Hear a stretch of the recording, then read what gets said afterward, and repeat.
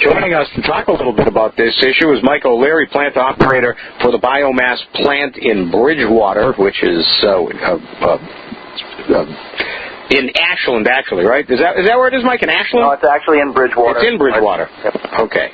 Anyway, Mike O'Leary joins me to talk a little bit about this issue. And, Mike, first off, let's talk about if, in fact, this continues to go on, what happens to all those jobs up there? I mean, it would be devastating to the state, entire statewide, because the industry, each of the biomass plants directly employs about an average of 20 employees, and then they support about 100 indirect jobs in the woods, and the fuel chips from those plants comes from about a 50-mile radius to each one of the plants. A lot of the southwest corner of the state is heavily overstocked with low-quality wood, so there's a lot of biomass that comes from that part of the state.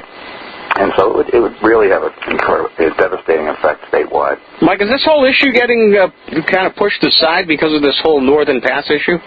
You know, we don't really make a direct connection to Northern Pass, because if that project happens, it won't come online for a number of years. But really, there's significantly depressed power prices because of low natural gas prices right now, and PSNH does buy power on the spot market, and it has kind of put us in the spot class rather than comparing us to their own generation. They have a default service rate that they charge their customers, which is 8.7 cents per kilowatt hour. And we have offered contracts less than their default service rate. So, in order to get that blend to come in at 8.7 cents, some of their costs have to be higher than that, and some that they go to market for are lower. And so we think we're right in the range. We think there's, the benefits to the state support keeping biomass plants open.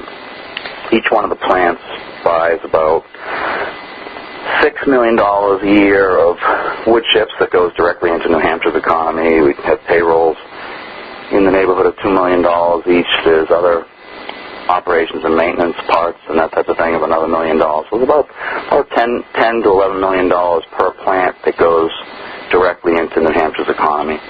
Mike, when we hear about biomass and wood chips and all of that, we tend to think of the North Country. Are there other parts of the states that are affected by all of this?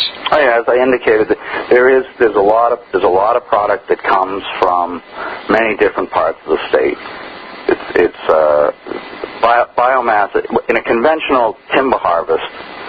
About 60 to 70% of the harvest is low-grade product, and so to do sound forest management, you need to have these low-grade wood markets. And so landowners statewide who want to keep their land in productive forest land would be affected tremendously, because to do good forest management, kind of weeding the garden, so to speak, you have to take out the poor quality trees in order for high quality trees to prosper.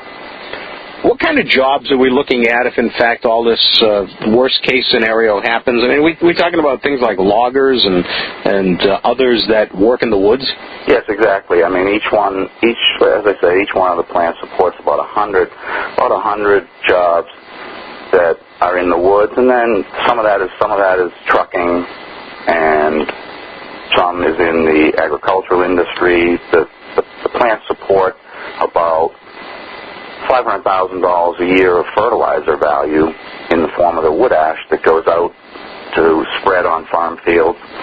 And so just that one company alone that handles a lot of the ash product would probably have direct layoffs of about four or five additional jobs there. So it affects a lot of industries. One of our suppliers just recently told me that he's down in the Hopkinton area. He said at his local Fennell store, he spent about $92,000 last year. So it's just on parts and consumables for his business. So it's a big thing in New Hampshire where a lot of you really don't see how many indirect industries get affected when something like this happens.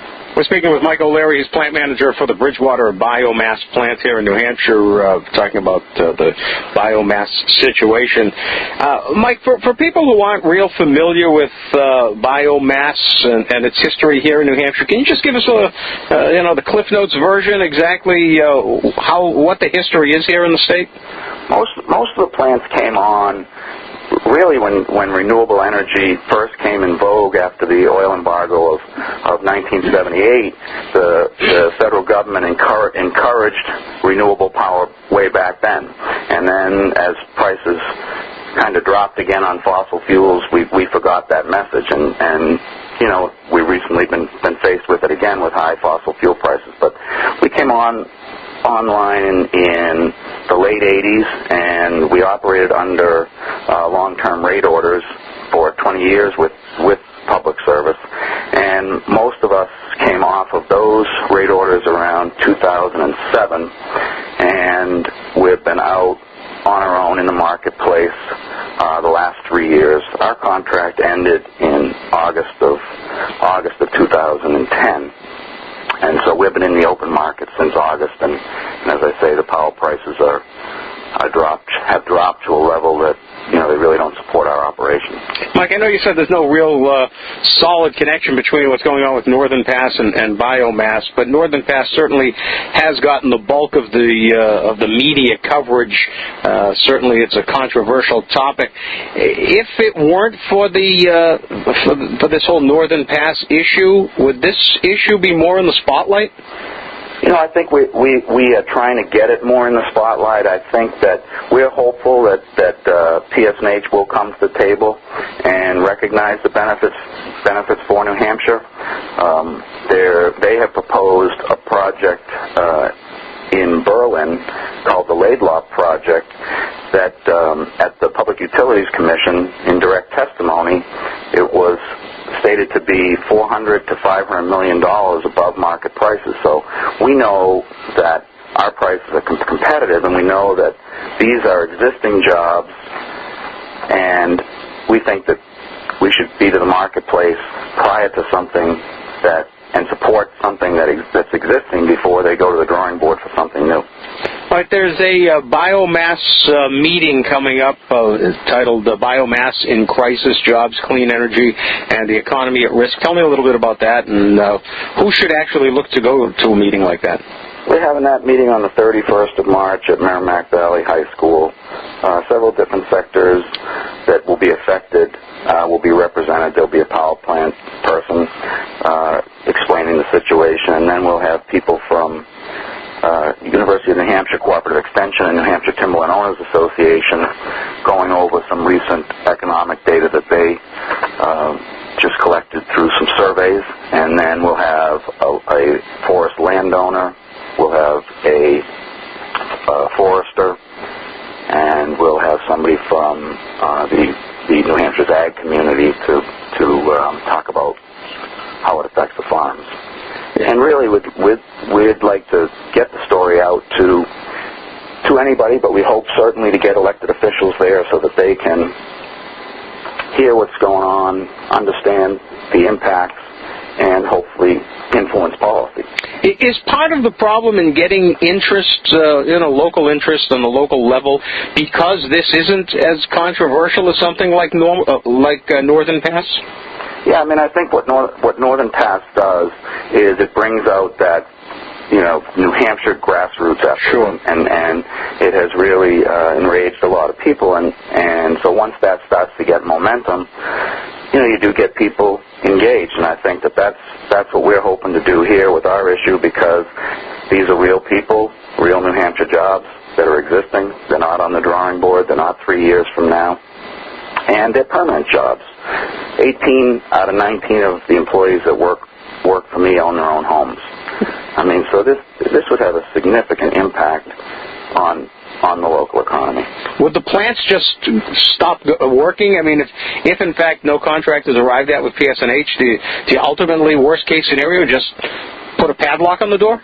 Yeah, that's a real possibility, because the problem is that fuel cost is high, and operating costs are high for renewables. And so it's hard to keep a renewable operating at these low spot market prices. It's really impossible for us to buy fuel, pay our wages, keep these jobs, and not have enough income to do it. Again, the meeting is entitled Biomass in Crisis, Jobs, Clean Energy, and the Economy at Risk. It's an informational meeting on March 31st at Merrimack Valley High School in Pennacook from 5 until 8 p.m. For more information, you can go to the website supportnhbiomass.worldpress.com, and you can get lots more information there.